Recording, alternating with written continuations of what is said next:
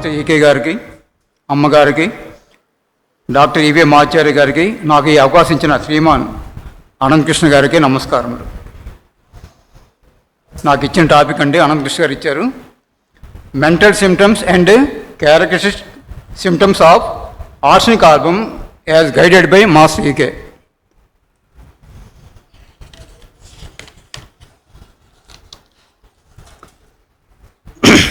జనరల్గా మాస్ గారు చెప్పినట్టుగా ఈ డ్రగ్ ఫ్రీక్వెంట్గా ఇండికేట్ అవుతుంది. అలాగని చెప్పేసి మనం ఫ్రీక్వెంట్గా ప్రిస్క్రైబ్ చేయకూడదు. ఇందుకు మాస్ గారు చెప్పారు. ఇందులో ముఖ్యంగా యాంగ్జైటీ, ఆందోళన ఎక్కువ ఉంటుంది. ప్రతి పని కూడా ఆందోళన చేస్తుంటాడు. ఎవరైనా ఆఫీసులో ఇతను సూపరింటెండెంట్ అనుకోండి, వాళ్ళని పని చేయనివ్వడు, ఇతనే మధ్యలో దూరుతుంటాడు, ఏవో ఇన్స్ట్రక్షన్స్ ఇస్తుంటాడు. వాళ్ళకి తెలుసు మా పనికి ఇతను ఆటంకం పెడుతుంటాడని, కానీ సూపరింటెండెంట్ కనుక వాళ్ళు ఏం చెప్పలేరు. ఆ ఆందోళన ఇతనికి ఉంటుందన్నమాట. ఈ ఆఫీసులో సూపరింటెండెంట్ బాగా పనిచేసిన వాళ్ళకి వర్కర్స్ మీద ఎక్కువగా ప్రభావం ఉంటుంది. వీళ్ళకి తృప్తి ఉండదు. అంటే మీరు మిస్టేక్ చేస్తున్నారు, మీ స్టాఫ్ని మార్చేస్తానంటాడు. అది మాస్టర్ గారు ఇచ్చారు. ఎక్కువగా ప్రోస్ట్రేషన్, ఎక్కువ నీరసం ఉంటుంది వీళ్ళకి. ఈ ఆందోళన వల్ల ఎక్కువ నీరసం చెందుతారు. నిరాశ ఉంటుంది, నిస్పృహ, తర్వాత ఫియర్ ఆఫ్ డెత్ ఎక్కువగా ఉంటుంది. టైఫాయిడ్ సిమ్టమ్స్ వచ్చిన తర్వాత ఆ ఫీవర్ కాసకోస తగ్గి మళ్ళీ వచ్చినా ఇబ్బంది పెట్టినా అప్పుడు ఎక్కువగా ఈ మగతగా ఉంటుందట వాళ్ళకి. మాస్గా చెప్పారు. ఆ మగత పోవడానికి ఇండికేట్ అయితే ఆర్సెనిక్ ఆల్బమ్ మటుకు వెయ్యొచ్చు అని అన్నారు.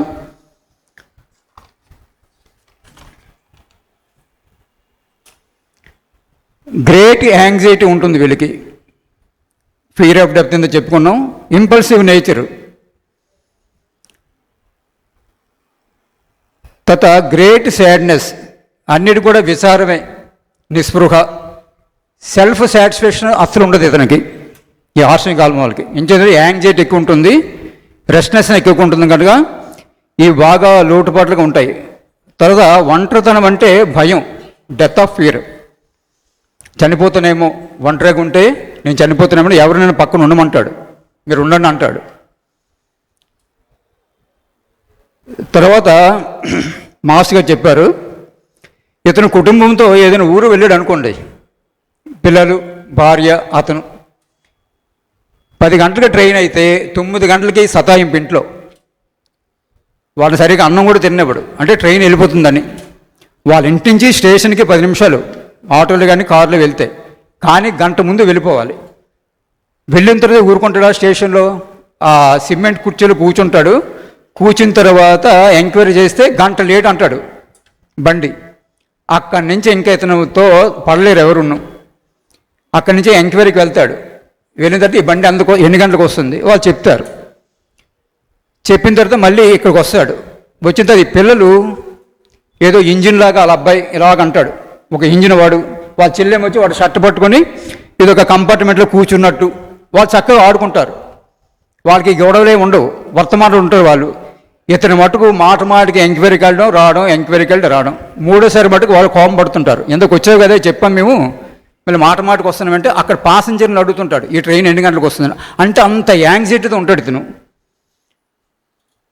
తృప్తిగా ఉండడు. పిల్లల్ని ఆడుకునివ్వడు. ఇంకేదంటే ట్రైన్ వస్తే మీరు ఉండిపోతారు, మేము వెళ్ళిపోతాం అంటాడు. సరే నాన్నగారు పిలిచారు కదని వస్తారు, వాళ్ళు కూర్చుంటారు. మళ్ళీ ఇతను ఎంక్వైరీకి వెళ్ళేసరికి మళ్ళీ వీళ్ళు ఆడుకుంటారు అనమాట. అంటే అంత పీస్ ఆఫ్ మైండ్తో ఉంటారు పిల్లలు వర్తమానంలో. ఇతనికి అది అవ్వదు, నచ్చదు కూడా. ట్రాంక్విలిటీ, ప్రశాంతత కోల్పోతాడు. ఈ ల్యాక్ ఆఫ్ ట్రాంక్విలిటీ ఉంటుంది. మైండ్ ప్రశాంతంగా ఉండదు, ఇంకొకరిని ఉండేవాడు. మెలాంకలీ, విచారంగా ఉంటాడు ఇప్పుడు కూడాను. తృప్తిగా ఉండడు, సంతోషంగా ఉండడు, నవ్వడు కూడా. ఎక్కువగా ఈ థాట్స్ ఆఫ్ డెత్ ఎక్కువ ఉంటుంది. చావు కోసం సంబంధించి ఆలోచనలు ఎక్కువ ఉంటాయి. తర్వాత డిప్రెషన్, ఈ ఐడియాస్ అన్నీ కూడా డిప్రెషన్తో సంబంధించిన ఐడియాస్ వస్తుంటాయి ఇతనికి. అన్కాన్షియస్ మేనియా అన్నారు మాస్టర్ గారు. ఇదొక one kind of syndrome. Aversion to talk,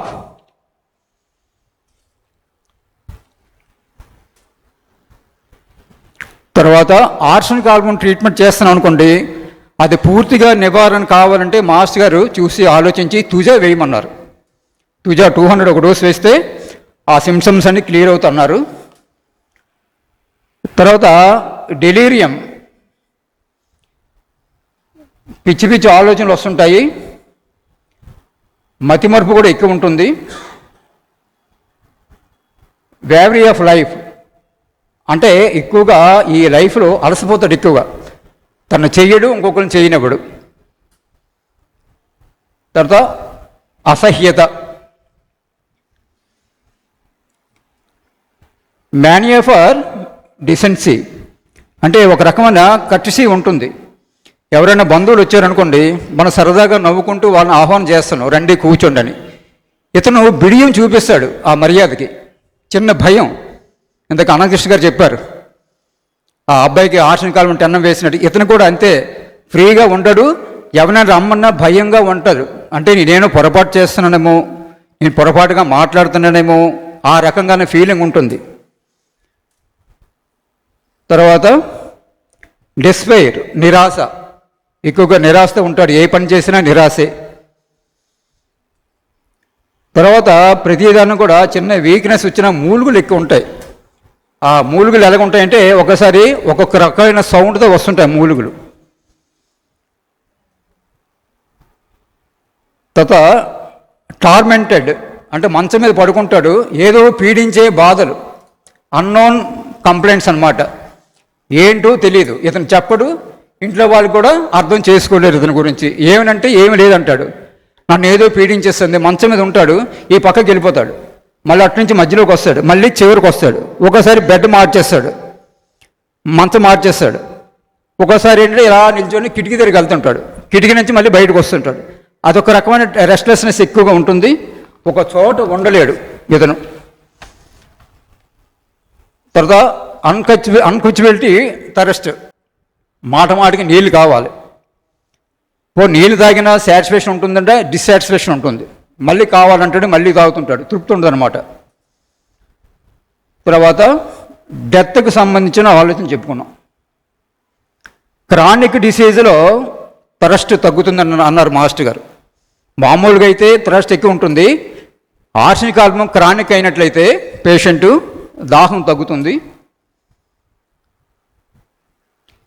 తర్వాత క్రానిక్ కేసులో ఇంత డిస్టర్బెన్స్ ఉంటుంది కదండి, క్రానిక్ కేసులో ఈ డిస్టర్బెన్స్ అంతా తగ్గుతుందట, అంటే వైటాలిటీ తగ్గుతుందేమో, దాంతో ఇంత డిస్టర్బెన్స్ ఉండదు. దానికి బుజ్జిగారు ఒకసారి మనం చూసుంటున్నాం, ఫిట్స్ కేసులు వస్తుంటాయి, వాడు వైలెన్స్గా ఉంటాడు ఫిట్స్లో, ఫిట్ తగ్గిన తర్వాత మళ్ళీ యాక్టివ్ అయిపోతాడు. ఈ పేరెంట్స్కి కాన్ఫిడెన్స్ ఉండదు హోమియోపతి మీద, ఇంకేదంటే ఫిట్స్ తగ్గుతున్నాయి, వస్తున్నాయి, తగ్గుతున్నాయని ఎల్లపతికి వెళ్తుంటాడు. వాడేం చేస్తాడంటే గార్డెన్లు కాంపోజ్ ఇచ్చేస్తాడు, దాంతో కామ్గా ఉంటాడు ఒక చోట, కదలడు మెదడు. పేరెంట్స్ అనుకుంటారు వీడు బాగున్నాడు, ఇదివరకు అయితే డిస్టర్బెన్స్ ఉండేది, ఈ సామాన్ లాగేవాడు, పీకేవాడు, ఇరిచేవాడు, ఇప్పుడు బాగున్నాడు అనుకుంటారు. తీరా రాను రాను రాను రాను అదే జాగ్రత్త అలాగ ఉంటాడు. అంటే వైటాలిటీ తగ్గిపోయింది, మైండ్ పిక్యులర్గా తయారైంది, ఇన్నోసెంట్గా తయారైపోతాడు. ఫిట్స్ ఉన్నప్పుడు పర్వాలేదు, ఒక అరగంట ఫిట్ వచ్చినా సరే, తర్వాత మామూలు అయిపోయి ఆడుకునేవాడు. అలాగా ఈ కాంపోజివ్ గార్డెన్లు ఇచ్చిన తర్వాత ఒక రకమైన మొత్తం వస్తుందన్నారు బుజ్జిగారు, అది ఇవ్వకూడదు. ఫిట్స్ వచ్చినా పర్వాలేదు, చచ్చిపోడు. ఈ గార్డెన్లు కాంపోజివ్ వల్ల మైల్డ్ అయిపోతాడు, యాక్టివిటీ తగ్గిపోతుంది. Many of the mental troubles as well as the physical troubles. తర్వాత బుజ్జిగారు ఏమన్నారంటే, మెంటల్ సిమ్టమ్స్ సమయానికి మనం ట్రీట్ చేయకపోతే అవి ఫిజికల్ ఎలిమెంట్స్గా మారుతుంటాయి. అప్పుడు మెంటల్గా సఫర్ అవుతాడు, ఫిజికల్గా సఫర్ అవుతాడు. అంచేత మెంటల్ సిమ్టమ్స్ ఉన్నప్పుడే సరైన డాక్టర్ని సంప్రదించాలి. చెప్పారు బుజ్జిగారు క్లాసులో. మాకు 6:30 నుంచి 7 వరకు 8:30 వరకు మాసు హోమియంలో మా బుజ్జిగారు క్లాసులు చెప్పేవారు, 1:30. అందులో చాలా విషయాలు చెప్పేవారు బుజ్జిగారు. తర్వాత వీడికి extreme anxiety in the evening on the bed, సాయంత్రం పూట. Great mental depression and sadness, melancholy. He thinks that he is going to die, అది ఎప్పుడు ఉంటుంది. ఎవరైనా వాడు ఆ ఒంట్లో బాగోదు అనుకోండి, ఎవరైనా వస్తే నేను 2-3 రోజులు చచ్చిపోతాను కదా, నా దగ్గర ఎందుకు వస్తున్నారు అంటాడు. వెళ్ళిపోండి అంటాడు. మళ్ళీ ఒంటరిగా ఉంటే భయం, ఎవరో తోడు ఉండాలి. అదే చెప్తున్నారు, he thinks that he is going to die and wants to somebody with him. ఎవరో ఒకరు తోడు ఉండాలి. వస్తే రానివ్వడు. ఎందుకు, నేను పోతాను కదా, ఈ 2-3 రోజులకి మీరెందుకు రావడం, మీ పని మీరు చేసుకుని ఉంటాడు. దీంతో ఈ యాంగ్జైటీ బాగా ఉన్నప్పుడు కార్డియాక్ యాంగ్జైటీ కూడా యాడ్ అవుతుంది అన్నారు. తన అనారోగ్యం కారణంగా తన ఆఫీస్ వాళ్ళు ఇంటికి వస్తుంటారు, పలకరిద్దాం బాగలేదు కదండి. వస్తే వీళ్ళు నన్ను అరెస్ట్ చేయడానికి వచ్చారేమో అని ఒక రకమైన ఫీలింగ్. వాళ్ళు ఎందుకు అరెస్ట్ చేయడానికి వస్తారు, పలకరించడానికి వస్తున్నారు. అది గ్రహించలేడు. గ్రహించక నన్ను అరెస్ట్ చేయడానికి వస్తున్నారు అన్న ఫీలింగ్ ఎక్కువ ఉంటుంది. తర్వాత మెంటల్ స్టేట్ నుండి ఇంకా బయట పడలేనేమో, ఈ మెంటల్ కండిషన్తో నా లైఫ్ ఎలా గెలిపోద్దేమో. ఎవరైనా ధైర్యం చెప్పినా సరే, డాక్టర్లు ధైర్యం చెప్పారనుకోండి, ఇతను మాయ చేస్తాను అంటారు. చూడండి, ఇది ఆర్నిక వాడు మాస్ గారు చెప్పేవారు, నీకు ఎందుకు పర్వాలేదురా, జబ్బు తగ్గిపోతుందని డాక్టర్ అంటే, ఈ డాక్టర్ అన్ఫిట్, నన్ను అర్థం చేసుకోలేదు. వీడు అలాగా ఆర్షనిక కాలం వాడు డాక్టర్ చెప్పినా నన్ను మాయ చేస్తున్నాడు అంటాడు. ఏవో కబుర్లు చెప్పి నన్ను మాయపుచ్చి నాకు ట్రీట్మెంట్ ఇస్తాడేమో అని ఇష్టపడ్డాడు. తర్వాత as a consequence of fright inclination to commit suicide. జీవితం ఎందు నిరాశ, దాంతో ఇంకెందుకులా మన జీవితం అనుకుంటాడు. తర్వాత మాస్టర్ గారు ఇక్కడ కంగారు, భయం, అస్థిమిత్వం, తపన ప్రాధాన్యం వహించును ఈ డ్రగ్కి. ఈ 3 లక్షణాలు ఉంటే ఆర్సనిక్ ఆల్బమ్ ఏమో ఇవ్వాలేమో అని ఒకరు అనుకుంటారట, అలాగ అనిపిస్తుందట. ఇవి ఈ లక్షణాలు కనిపించకపోతే ఆర్సనిక్ ఆల్బమ్ కాదేమో అని వేరే డ్రగ్ వెతుకుతారట. ఇది మాస్ గారు ఇచ్చారు. ఇది ఈ డ్రగ్కు తపన, ప్రాణభీతి ఉండును. ఒక చోట కూర్చొని పడుకొని ఉండలేడు, అంటే రెస్ట్లెస్నెస్ వల్ల ఒక చోట ఉండలేడు. వీడు అటు ఇటు కొట్టుకుంటూ తిరుగుతుంటాడు. తర్వాత వీడు బజారుకి వెళ్ళాడు అనుకోండి, ఇంటి గురించి ఎక్కువ ఆలోచిస్తాడు. ఇంట్లో ఉంటే బజార్ గురించి. అలాగే స్టేషన్కి వచ్చాడు అనుకోండి, రిక్షాలు కూర్చుంటాడు లేదా ఆటోలు కూర్చుంటాడు. మద్రాసు వెళ్ళాలనుకోండి, మద్రాసు గురించి ఆలోచిస్తాడు. ఉండేది రిక్షాలో, స్టేషన్కి వెళ్తున్నాడు. స్టేషన్లోకి వస్తే ట్రైన్ ఎక్కిపోయినట్టుగా ఫీల్ అవుతాడు. ఎప్పుడు కూడా ఫ్యూచర్ గురించి ఎక్కువ ఆలోచిస్తుంటాడు. దాంతో ఏంటంటే మాట తీరు కూడా బాగుండదు. అయితే ఒకటి, ఇతనికి ఏంటి, హింస చేసే ప్రభావం ఆర్సనిక్ ఆల్బమ్ లేదు. ఆ కంప్లైంట్స్ ఏం లేవు. తర్వాత ఇప్పుడు కాలేజీలో లెక్చరర్ ఉన్నారనుకోండి, లేదా స్కూల్లో టీచరు, ఒక పీరియడ్ మ్యాథమెటిక్స్ అనుకోండి, అది చెప్పకుండా చెప్తాడు కానీ నెక్స్ట్ పీరియడ్ ఏంటి, ఫిజిక్స్ చెప్పాలి ఇంకో క్లాసులో, దాని గురించి ఎక్కువ ఆలోచిస్తాడు. అది అయిపోయిన తర్వాత ఇంటి గురించి ఆలోచిస్తాడు. అంటే ఈ జంపింగ్ ఆఫ్ థాట్స్ ఎక్కువ ఉంటాయి. అప్రయత్నంగా ఎటో పోవాలనిపిస్తుంటుంది. ఒకే తావున అనేక పర్యాయాలు తిరుగును. ఒక కార్యక్రమం గురించి ప్రణాళిక అధికంగా ఉండును కానీ అమలు చేయలేడు. ఇప్పుడు సపోజ్ స్టూడెంట్స్ ఉన్నారనుకోండి, 2 ఆర్సనిక్ ఆల్బమ్ స్టూడెంట్స్, 1 సల్ఫర్ ఉన్నాడు అనుకోండి. ఈ ఆర్సనిక్ ఆల్బమ్ వాడు 2 నెలల తర్వాత ఎగ్జామ్స్ అనుకోండి, ఆ ఎగ్జామ్స్ గురించి ఇప్పుడు ప్రణాళిక వేసేస్తాడు. ఈ సబ్జెక్టు ఈ 10 రోజులు చదవాలి, నెక్స్ట్ ఈ మ్యాథమెటిక్స్ 10 రోజులు చేయాలి, తర్వాత ఫిజిక్స్ చేయాలి. ఈ ప్రణాళికే తప్ప పరీక్షల్లో వచ్చే ముందు కానీ పరీక్షల్లో కానీ చదవరు. ఏరా మా ప్రణాళిక బాగుందని ఇలా చూస్తే సల్ఫర్ వాడు పడుకుంటాడు, వాడు పక్కనే, వాడేం చెప్పడు. అలాగా వీళ్ళేంటంటే ఒక ప్రణాళిక ప్రాపర్గా ఉండదు, అది అమలు పరచలేరు. ఒక కార్యక్రమం గురించి అనిపిస్తుంటుంది కానీ చేయలేరు. ఎవరినైనా పని కోసం చెప్పితే, ఇప్పుడు ఎవరైనా వచ్చారనుకోండి, ఆ పని చెప్పేస్తారు, వాళ్ళు వెళ్ళిపోతారు. మళ్ళీ పిలుస్తాడు, మళ్ళీ పిలిచి ఇదే విషయం చెప్తాడు. మళ్ళీ ఏది చెప్పాడో అదే చెప్తారు. నక్సవాంక వాడైతే కఠినంగా మాట్లాడుతూ, కానీ వీడు కఠినంగా మాట్లాడు. ఆర్షికాలం వాడు వ్యక్తి ఎదురుగా ఉన్నప్పుడు ఏం చెప్పడు, వాడు వెళ్ళిపోయిన తర్వాత పిలిచి చెప్తాడు ఏదో విషయాలు. అవి కూడా వాళ్ళు తెలుసు, ఏం చెప్తాడు అన్నది వాళ్ళు తెలుసు. తర్వాత అప్రయత్నంగా పిచ్చి పిచ్చి ఊహలు, ఎవడో చెడ్డవాడని, తనకు హాని చేసినట్లుగా, ఆత్మహత్య చేసుకోవాలని స్థిరమైన అభిప్రాయాలు ఉంటాయి వీడికి. మంచి చెడు అభిప్రాయాలు కొంతమందిపై. ఇది సరైనదా కాదా రుజువు చేసుకొనడు. దీని యందు మనసు నిరాకరించును. కుర్చీ నుండి మంచం పైకి, మంచం నుంచి కుర్చీ పైకి ఇలాగ తారుమారు తిరుగుతుంటాడు. తర్వాత ఆర్షణికాలం పిల్లలు ఉన్నారనుకోండి, వాళ్ళు కొద్దిసేపు మదర్ దగ్గర ఉంటారు, కొంతసేపు నర్సు దగ్గరికి వెళ్ళిపోతారు. వాళ్ళు కూడా ఆ చెంచల బుద్ధి ఉంటుంది, అప్పటి నుంచే స్టార్ట్ అవుతుంది ఆర్షణికాలం ఆ చిన్నపిల్లల్లో కూడా. అంటే మనకి హోమియోపతి డాక్టర్కి మనకు తెలుస్తుంది, కానీ బయట ఎల్లపతి డాక్టర్కి మటుకు ఈ విషయం తెలియదు. ఎవడో చెడ్డవాడు తనకు హాని చేసినట్లు తడుస్తాడు. ఆత్మహత్య చేసుకోవాలని స్థిరమైన అభిప్రాయాలు ఉంటాయి. తర్వాత ఇతనికి భవిష్యత్తు గురించి హడావుడి ఎక్కువ.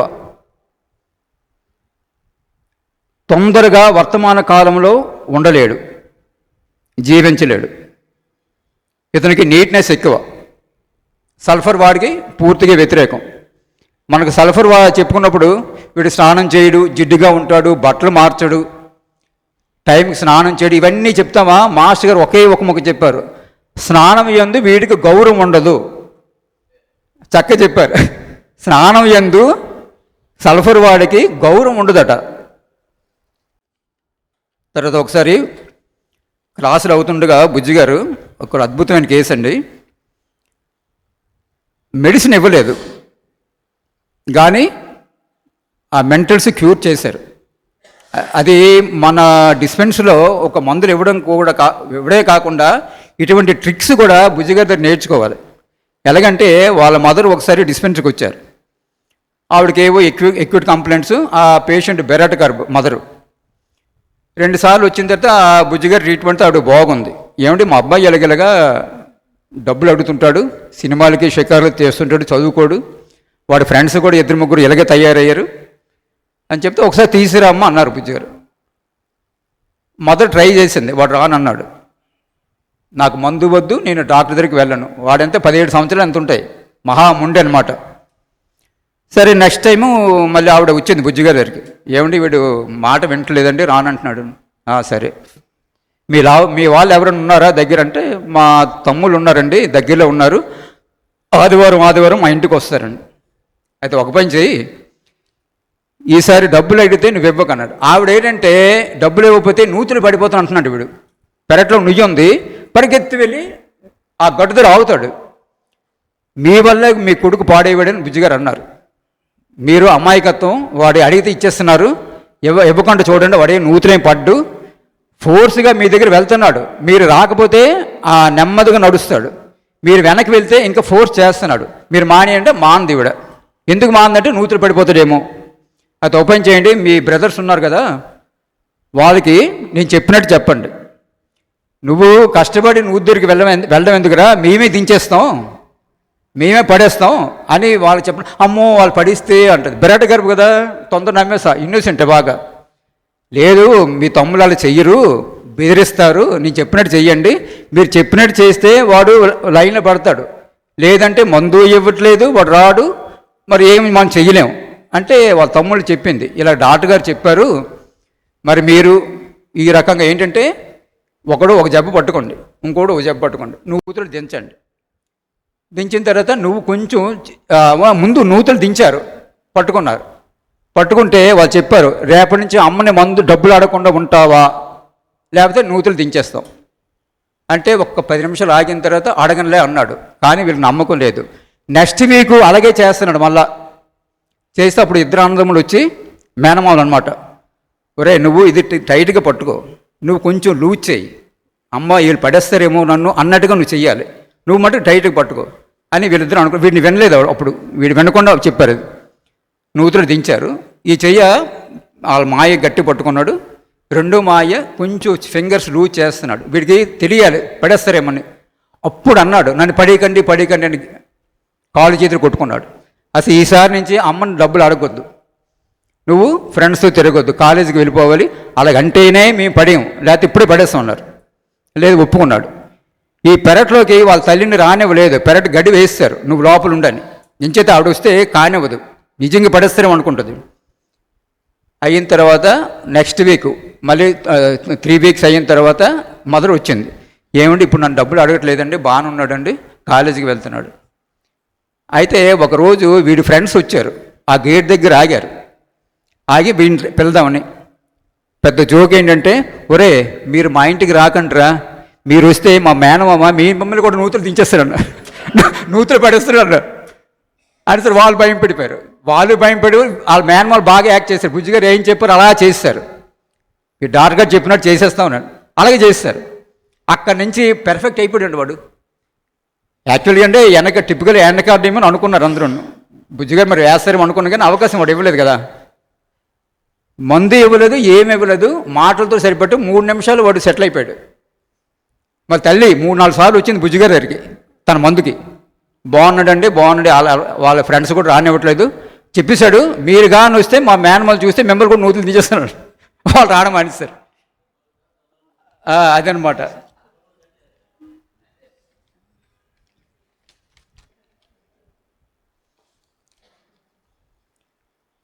ప్రయాణం ముందు ఈ ఆశ్రమ కాలం వాడు విపరీతం హడావడి చేస్తుంటాడు, అందరినీ తొందర పెడుతుంటాడు, వాళ్ళు అన్నం తిన్నవాడు. ఇతను ఆఫీస్కి వెళ్ళే ముందు అన్నం పెట్టి అంటాడు, పెట్టేస్తుంది, నాకు పచ్చడి కావాలంటాడు. అప్పటికి మజ్జిగలోకి వచ్చేస్తాడు, పెరుగు ఏదో వేసుకుంటాడు. వంటగదిలోకి వెళ్ళి ఆ పచ్చడి జాడి తీసి మూత తీసి ఇలా తెస్తుంది అనేసరికి పంచం దగ్గర ఉంటాడు. అదేమిటండి తెమ్మన్నారు కదంటే, నేను చెప్పాను కదా నువ్వు తేలేదు అని చేతులు కడుచుకుంటాడు. ఆఫీస్కి అప్పటికి 1 గంట టైం ఉంది, కానీ హడావుడి ఎక్కువ. అంటే వెయిట్ చేయలేడు అనమాట, ఆయన అనుకున్నదంతా అయిపోవాలి. ఇప్పుడు ఈ డ్రగ్స్లో ఆర్సెనిక్ ఆల్బమ్ కానీ మాస్ గారు ఇచ్చిన వాటిలో నక్స్వామిక అలాగే తుజా ఈ డ్రగ్స్ ఉన్నాయి కదండి, ఇవి కానీ మెంటల్స్ కానీ బాగా స్టడీ చేస్తే, ఒకసారి కాకుండా అప్పుడప్పుడు తీరుబడి చూసి చదివితే బ్రహ్మాండమైన యోగా వీడికి అభ్యస్తుందండి. వీడు డాక్టర్ అవ్వక్కర్లేదు. యోగా అభ్యాసం చేసినా సరే కొంత ఇన్బ్యాలెన్స్ రావచ్చు అప్పుడప్పుడు, కానీ ఈ డ్రగ్స్ బాగా జీర్ణం చేసుకొని మాటమాటికి వీలు అవకాశం ఉన్నప్పుడు చదువుకుంటే మంచి యోగాభ్యాసం బయట ఎలా నేర్చుకుంటున్నారో అంతకన్నా ఎక్కువ వచ్చేస్తుంది వీడికి. ఏం చేద్దంటే ఏ పొరపాటు చేసినా అమ్మో ఆ డ్రగ్ ఇండికేట్ అవుతుంది, మానేస్తాడు. ఈ పొరపాటు చేస్తే ఈ డ్రగ్ అన్నారు కదా ఇది ఇండికేట్ అవుతుంది, మానేస్తాడు. ఏం చేద్దంటే మాస్టర్ గారు అంత డీప్గా ఇచ్చారు మెంటల్స్ ప్రతి డ్రగ్కు. అది మిగతా బుక్స్లో ఎక్కడ దొరకవు. ఎలాగంటే ఇతను అబ్జర్వ్ చేసి ఇచ్చిన నోట్స్ ఇది. ప్రతి కేసు కూడా ఇతను ట్రీట్ చేసి బుజ్జిగారు కూడా ఫాలో అయ్యేవారు మాస్టర్ గారితో. ఒకసారి మీకు చెప్పి ఉంటారు బుజ్జిగారు, ఒక క్రానిక్ కేసు యూట్రస్ క్యాన్సర్, అల్లిపూర్లో ఉంటున్నారు ఆవిడకి ఏంటంటే 10 తేళ్ళు ఒకేసారి గర్భసంచిలో కుడితే ఎలాగుంటుందో అటువంటి మంట తట్టుకోలేకపోతుంది ఆవిడ. విశాఖపట్నం అందరు డాక్టర్ చూశారు, వాళ్ళ వల్ల కాలేదు. ఎవరో చెప్పారు, అప్పటికి ఫోన్స్ లేవు కదా, ఏంటి పలానా చోట్ల శ్రీకణి థియేటర్ వెనక కృష్ణమాచారి గారు అని ఉన్నారు, హోమియో మందులు ఇస్తారు, వెళ్తే అక్కడికి వెళ్ళండి, మీరు అన్నీ చూస్తారు కదా, ఏం రిజల్ట్స్ రాలేదు, అయితే అవుతుంది లేకపోతే లేదని ఎవరు సలహా ఇచ్చారంటే వాళ్ళు ఇక్కడ మందులు వాడుతున్నారు మాస్గా దగ్గర. వాళ్ళు వచ్చారు, విషయం చెప్పారు, రేపు తీసుకురండి మాట్లాడుతున్న ఆవిడతో పేషెంట్ చూడాలి కాబట్టి తీసుకొచ్చారు. ఆవిడ కూర్చుందండి, బాబు డాక్టర్ గారు నమస్కారం, నాకు బ్రతకాలని లేదండి, అలాగని చనిపోవాలని లేదు, నా మనవరాలు ఉంది, అమ్మాయికి పెళ్లి చేసి 2 అక్షంతలు వేస్తే ఆ మరచి రోజు పోయినా నాకు పర్వాలేదని అన్నది. ఆ పెళ్ళి ఇంకా 3 నెలలు ఉందన్నమాట. ఆ అమ్మాయి పెళ్ళి. పర్వాలేదమ్మా, బాగుంటుంది, ఇంక కంగారు లేదు, నువ్వు బాగానే ఉంటా అన్నారు మాస్టర్ గారు. చేసి ఎకోనైట్ 200 బుజ్జిగారు చెప్పుంటారు క్లాసులో. ఎకోనైట్ 200 ఒక డోసు వేశారు. ఆవిడకి ఏంటంటే ఈ మంట వల్ల నిద్ర పట్టట్లేదు, కొన్ని నెలల పాటు నిద్ర లేదండి. ఎకోనైట్ వేసిన తర్వాత ఒక 2 గంటలు పడుకుంది, మళ్ళీ విడిచిపెట్టింది. మళ్ళీ మాస్టర్ గారు 200 వేశారు, మళ్ళీ అంతే 2-3 గంటలు పనిచేసింది, మానేసింది. 1M 10M మరి 50M వేశారు, నాకు గుర్తులేదు. కానీ 10M వేసిన తర్వాత పిల్లకి మనవరాలకి పెళ్ళి అయిపోయింది, అక్షంతలు వేసింది, అన్నీ అయ్యాయి. తిరుగు అత్తగారికి ఇంటిగా కన్నతల్లి ఇంటికి తిరుగులు అయ్యాయి, పుట్టింటికి మెట్టింటికి అయిన తర్వాత 2 వారాలు ఉన్న తర్వాత పోయిందండి. ఆ కుటుంబ సభ్యులందరూ కూడా మాస్టర్ దగ్గరికి వచ్చి ఆమె కోరికను మీరు తీర్చారు. ఆమె కోరిక ఏంటంటే మరచి రోజు పోయినా పర్లేదు అన్నది, కానీ పెళ్ళి అయిన తర్వాత 2 వారాలు ఉన్నది అని వాళ్ళు ఎంతో ఆనందపడ్డారు. అది అంటే మాస్టర్ గారు ఎకనైట్ వేయడం వేరును మనం వేయడం వేరండి. ఇంచేదంటే ఆయన చేయ స్పర్శ అటువంటిది. ఒకసారి కేసు రాసేవాడిని. మాస్టర్ గారు మన ఖమ్మంపాటి శివ స్కూటర్ మీద తీసుకెళ్ళాడు. అయితే ఆయన గేట్ దగ్గర ఉండేవాడు. మాస్టర్ గారు వచ్చి ఇంట్లోంచి వచ్చి ఏమో కేసు రాసేవాడంటే ఇంకా అవుతుందన్నాడు. పర్వాలేదు పట్టుకొచ్చి అన్నారు.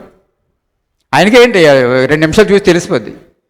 చేసి ఇలా చూసి మందు ఇచ్చి పంపిస్తారు. మంచి రిజల్ట్స్ వచ్చేవి.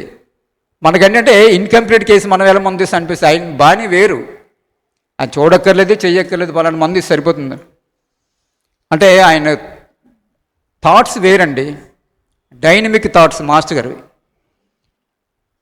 ఆయన ఉపన్యాసం ఇచ్చినప్పుడు కూడా సపోజ్ నేను మొదట్లో మాస్టర్ దగ్గరికి వెళ్ళేటప్పుడు మెంటల్గా నేను బాగులేను, పీస్ ఆఫ్ మైండ్ లేదు, ఎక్కువగా డిస్టర్బెన్స్తో ఉన్నాను.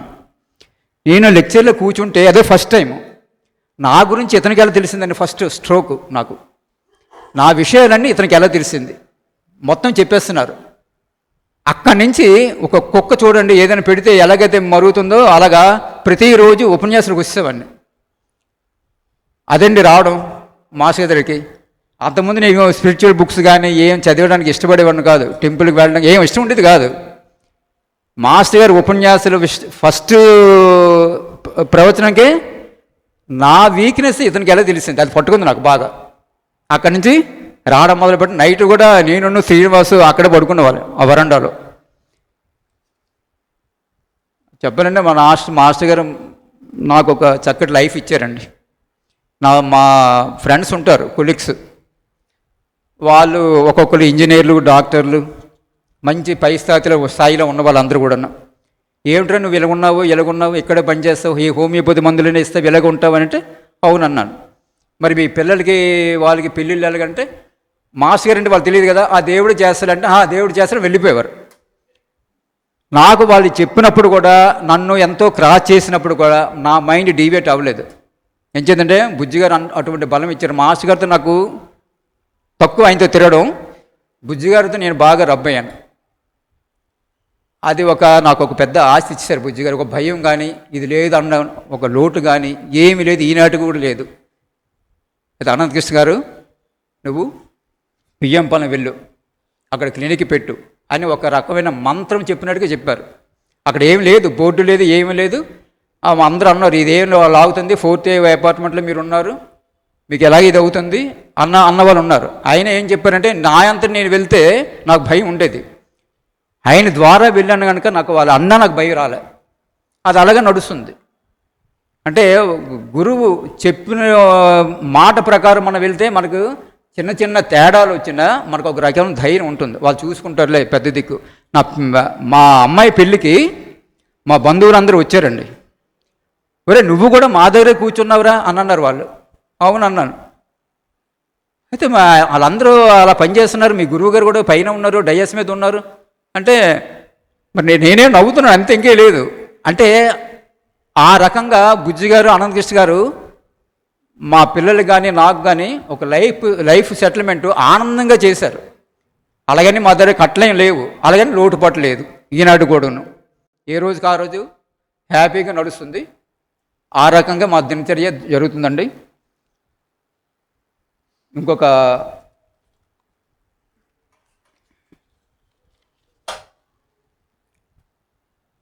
మా ఆర్సనికాలము పేషెంటు డాక్టర్ని కన్సల్ట్ చేయడానికి వీళ్ళు తీసుకెళ్తారు పేషెంట్ని. పేరెంట్స్ ఒప్పుకోడు, నాకు అక్కర్లేదు అంటాడు. ఒరే నీ మంచి కోసం కదా, ఆ రోగం తగ్గితే మంచిది కదంటే డాక్టర్ నన్ను ఏదో కబుర్లు చెప్పి మాయ చేస్తాడు, నేను రాను అంటాడు. రోగ నివారయందు నిరాశ ఉంటుంది. తన మిత్రుడు వచ్చి రోగ వివరాలు అడిగితే నీకు అనవసరం అంటాడు. క్రమపద్ధతి ఎడల, క్రమశిక్షణ ఎడల భాషలను తీర్చిదిద్దుకున్నటి ఎడల మానుకోలేని మోజు కలిగి ఉండును. చూడండి మరొకసారి మాస్ గారు ఇచ్చింది ఇది. క్రమపద్ధతి ఎడల, క్రమశిక్షణ ఎడల భాషలను తీర్చిదిద్దుకున్నట ఎడల మానుకోలేని మోజు ఉంటుంది, కానీ ప్రాక్టికల్గా ఉండదు. ఏమి చెయ్యడు, కానీ దాని ఎందుక మోజు ఉంటుంది, చేద్దామని. దుస్తులు నలిగినను మాసినను భరించలేడు ఆర్సనికాలం వాడు. బూట్లు పాలిష్ చేస్తే వాడు ముఖం ఆ బూటు మీద కనిపించాలి. వీడి ముఖం అంత బాగా చేస్తాడు. సల్ఫర్ వాడికి ఇస్తే ఏడ్చుకోని చేస్తాడట పాలిష్. మాస్గా చెప్తున్నారు. బూట్లు పాలిష్ చేస్తే బూట్లపై తన ముఖం కనిపించినట్లు పాలిష్ కొడతాడు. దీనికి పూర్తి వ్యతిరేకము సల్ఫర్ వాడు. ఆర్స్ ఆల్బవాడు స్నానం చేసి వచ్చేలోపు తన గదిలోకి ఎవరో వచ్చారని అనుకుంటాడు. వీడు స్నానంకి వెళ్ళాడు అనుకోండి, వెళ్ళి మళ్ళీ బాత్రూమ్ నుంచి ఇంట్లోకి వచ్చేసరికి నా రూమ్లోకి ఎవడో వచ్చాడంటారు. ఎందుకంటే సల్ఫర్ వాడు వీడు ఉన్నారు కదా, వాడు వచ్చాడు అనుకోండి అన్ని కంగా చేసేస్తాడు, ఒక నీట్నెస్ ఉండదు, వీడు పోల్చేస్తాడు. వాడన్నీ సర్దుకున్న తర్వాత వీడు గందరగోళం చేస్తాడు. చెత్త చెదారం దగ్గర సల్ఫర్ వాడు పడుకుంటాడు, వీడు అలా పడుకోడు. అదే చెప్తున్నారు. ఆర్సనికాలం వాడు స్నానం చేసి వచ్చే లోప తన గదిలోకి ఎవరైనా వచ్చినది లేనిది తనకు తెలియను. ఎవరైనా కుర్చీలో కూర్చుంటే వాళ్ళు వెళ్ళాక ఆ కుర్చీ ముట్టాలి అనిపించదు ఆర్సనికాలం వాడికి. 2-3 సార్లు గుడ్డ పెట్టి తడిగుడ్డ పెట్టి ఇలా తుడుస్తుంటాడు అనమాట ఆ కుర్చీని. కుర్చీ ఏమి అంటుకుంటుంది, అలాగైతే కానీ కూర్చోడు అనమాట, అంత మేనియా ఉంటుంది వాడికి. 2 సార్లు శుభ్రం చేసిన తర్వాతనే కూర్చుంటాడు. తన దుస్తులు అద్దము దువ్వెన వేరుగా ఉంచెదరు. వీడు ఎవరికి ఇవ్వడు, వీడు దువ్వెన కానీ అద్దం కానీ సెపరేట్గా ఉంచుకుంటాడు, ఎవరిని ముట్టనివ్వడు. వీడికి నిద్ర పెట్టేది చాలా తక్కువ. రెస్ట్లెస్ వల్ల నిద్ర రాదు. నిద్ర రాకపోవడంతో చిరాకు కోపంగా ఉంటుంది, పని యందు శ్రద్ధ కూడా ఉండదు.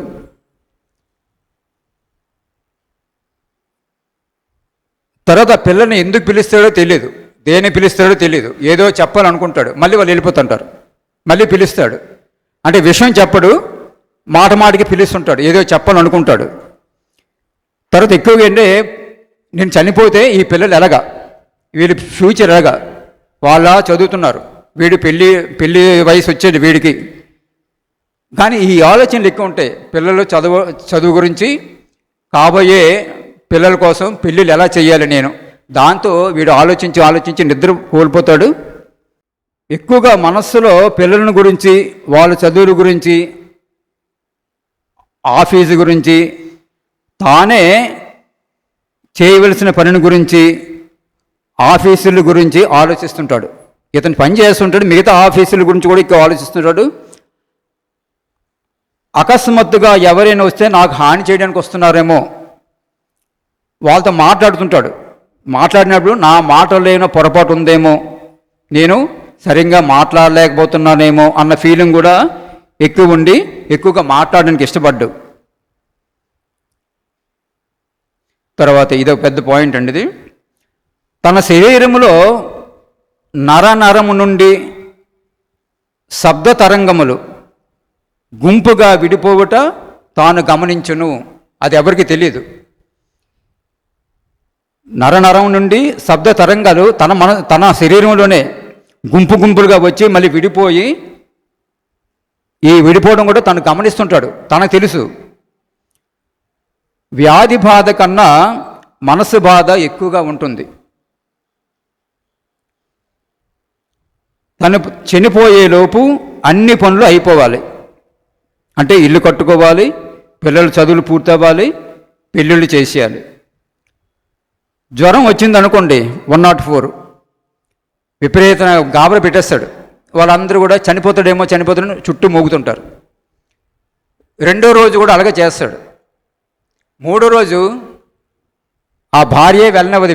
ఒరే వెళ్ళకండి ఆయన, అంతే మామూలే, ఏం అవ్వదు అని ఆ భార్య చెప్పేస్తుంది. కానీ ఏం అవ్వదు.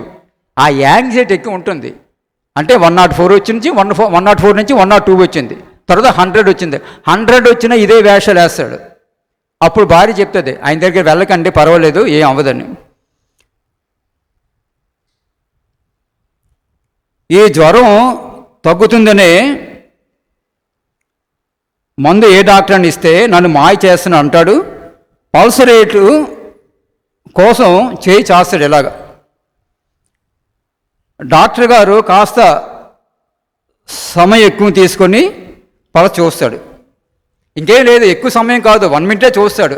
ఆ 1 మినిట్ ఇతనికి ఎక్కువైపోద్ది, భరించలేడు. 2 నిమిషాలు చూశాడు, 3 నిమిషాలు చూసి అంటాడు. చూసి పల్స్ రేటు కోసం చేయి ఇస్తాడు. డాక్టర్ కాస్త సమయం ఎక్కువ తీసుకున్నట్లుగా భావిస్తాడు. అలాగ అనిపిస్తే ఏదో పెద్ద రోగం తనకి చుట్టుముట్టింది, నన్ను ఆవరించింది పెద్ద రోగం అనుకుంటాడు. అనుకొని ఒక రకమైన అనుమానం, ఐశాంసలాగా, ఏమైపోతున్నావు. పోనీ ఏమైపోతున్నప్పుడు సరైన మందు తీసుకుంటాడో అది తీసుకోడు. ఈ రకంగా మా సీగా గారు ఇచ్చిన మానసిక లక్షణాలండి ఆర్సనిక్ ఆల్బమ్ మనం విన్నాం. స్వస్తి వాసుదేవ.